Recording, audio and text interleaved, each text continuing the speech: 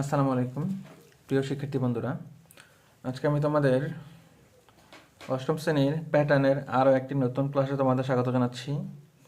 আজকে আমি দেখাবো কোনো প্যাটার্নের বীজগণিতের রাশি কীভাবে প্রতিষ্ঠা করতে হবে ব্যাখ্যা সহ। প্রথমে আমরা লিখে নেব প্রদত্ত প্যাটার্ন।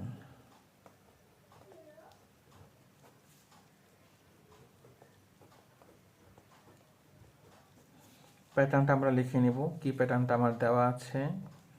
3, 8, 13, 18 প্যাটার্নে দেওয়া আছে। আমরা প্যাটার্নের পার্থক্য বের করে নেব।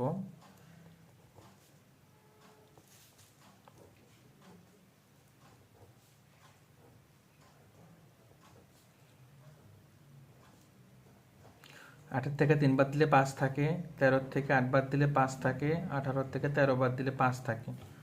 অর্থাৎ প্রতি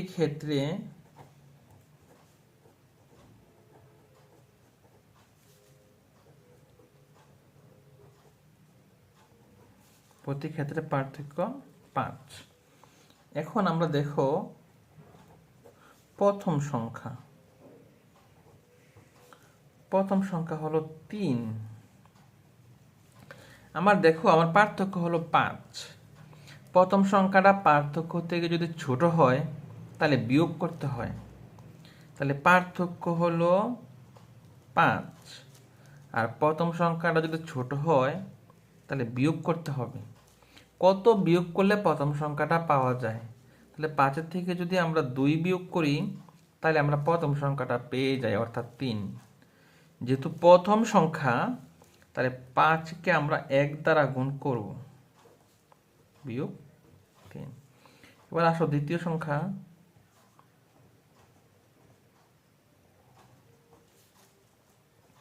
দ্বিতীয় সংখ্যা হলো 8। এখন যেহেতু আমার শেষে 2 থাকে, তাহলে সব সময় আমার এখানে 2 থাকবে। তাহলে আমার দ্বিতীয় সংখ্যা হচ্ছে 8। তাহলে কত থেকে 2 বিয়োগ করলে আমার 8 থাকে? তাহলে অবশ্যই 10 থেকে 2 বিয়োগ করলে 8 থাকে, অথবা 8 2 10 এটা যোগ করে যেখানে থাকে সেটা আমরা এখানে বসাবো। তাহলে এখন যে দ্বিতীয় সংখ্যা, তাহলে পার্থক্য হইল 5। দ্বিতীয় সংখ্যা 2 দিয়ে গুণ দিলে হয়ে যাবে 5 দোকানে 10। এবার তৃতীয় সংখ্যা, কমপক্ষে 3টি সংখ্যার ব্যাখ্যা দিতে হবে। 13। আমরা বলেছিলাম যে সব সময় 2 থাকবে। তাহলে আমরা বলেছিলাম যে যোগ করলেও হয়, যদি মাইনাস হয় তাহলে ওই 2টা সংখ্যা যোগ করলে যা হয় তা এখানে হবে। তার মানে 15 থেকে 2 বিয়োগ করলে 13 থাকে। যেহেতু তৃতীয় সংখ্যা, তাহলে পার্থক্যটার 3 দিয়ে গুণ দিলে 3 5 15। তো আমরা তৃতীয় সংখ্যা পেয়ে গেলাম। এখন আমরা দেখাবো যে অনুরূপভাবে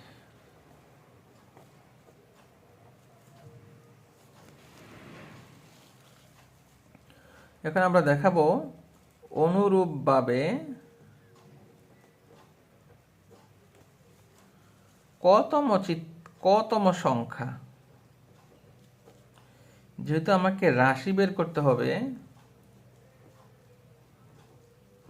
অর্থাৎ প্রথম সংখ্যা হওয়ার কারণে 5-এর সাথে 1 গুণ হয়েছে, অর্থাৎ পার্থক্যের সাথে 1 গুণ।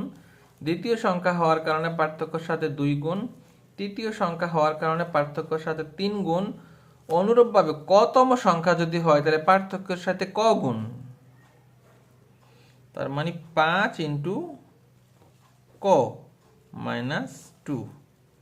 তার মানে 5 ক বিয়োগ 2।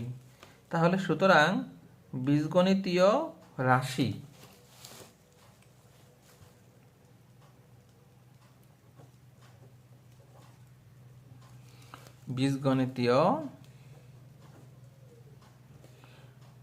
রাশিটা হলো 5 ক বিয়োগ 2।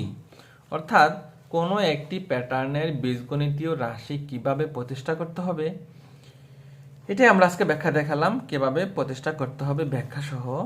কোনো একটি প্যাটার্নের বীজগণিতীয় রাশি। তোমরা যে কোনো একটি প্যাটার্ন তৈরি করে তার রাশি প্রতিষ্ঠা করতে পারো কিনা তোমরা চেষ্টা করবে।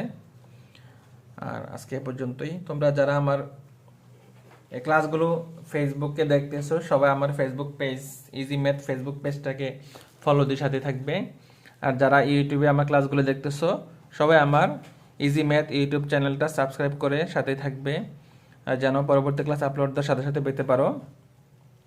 আর আমি যেন তোমাদের জন্য সুন্দর সুন্দর নতুন ক্লাস নিয়ে আসতে পারি। আজকে এ পর্যন্তই, সবাই ভালো থাকবে।